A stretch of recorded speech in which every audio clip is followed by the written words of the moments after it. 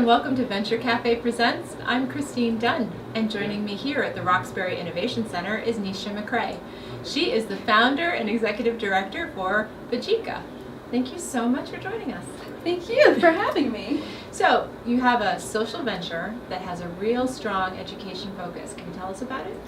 Sure. Mbadika, which means idea, is a social venture with a focus on empowering kids around the world who have a great idea to tackle an issue facing themselves or their community and to a physical piece of hardware, and then something that could be applied to their family members or to their communities to actually make real impact or change. Can you give us an example?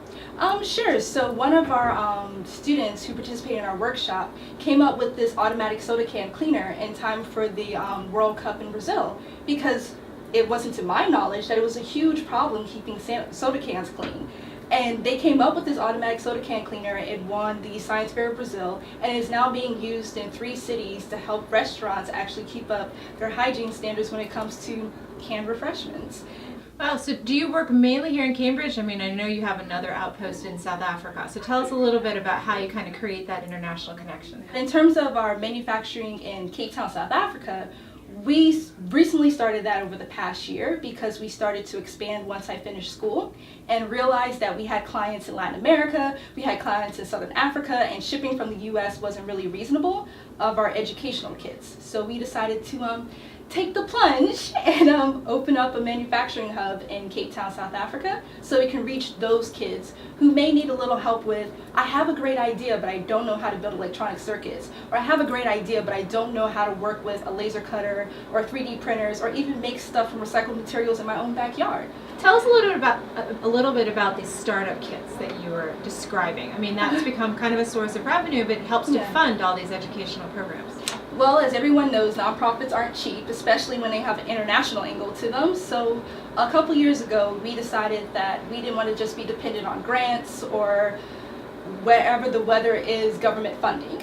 And so there was an idea I had been playing around with when I was an undergrad, is that I have always been inspired by Legos, even though I couldn't afford them because a kid like me didn't have $100 to dump on a Star Wars Lego kit. But I always was inspired by the idea that you can give someone a box and they can learn basic tech skills or engineering principles while having fun.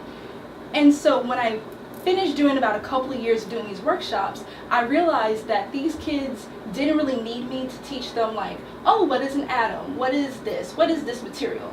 They learned so much more when I threw them in a lab and I said, here's a hammer, here's a saw, under safety concerns, no one lost a finger. But saying, these are the materials, this is what we're going to build. Now, use your imagination to figure out how to get there.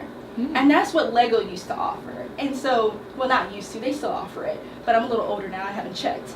But I wanted to do the same thing for kids who may not have Lego within reach. And I wanted to be more practical if they were going to spend money on it, not just be, oh, it's a T-Rex sitting on your toy shelf. I wanted to be a consumer product they could use in their everyday lives if it's going to be something they have to sacrifice for. So one of our first do-it-yourself kits is a solar USB charger kit that we actually manufacture in Cape Town.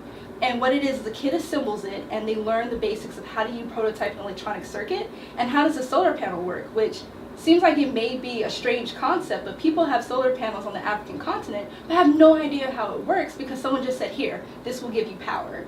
So instead, the kids actually learn how it works in order to use it for other things. But at the end of the day, when they assemble it, they have a charger they can use for their mobile phone any day of the year. So instead of it sitting on the shelf and it's like a trophy of accomplishment, it's something they built, they understand, and they can use. And it's practical. And it's practical. Wow, that's a great education experience. Well, congratulations on building such an innovative company yourself. Oh, thank you. I'm just, trying to push forward, and we're going to keep hoping that we continue making an impact. That's wonderful. Well, for the Venture Cafe Presents, I'm Christine Dunn.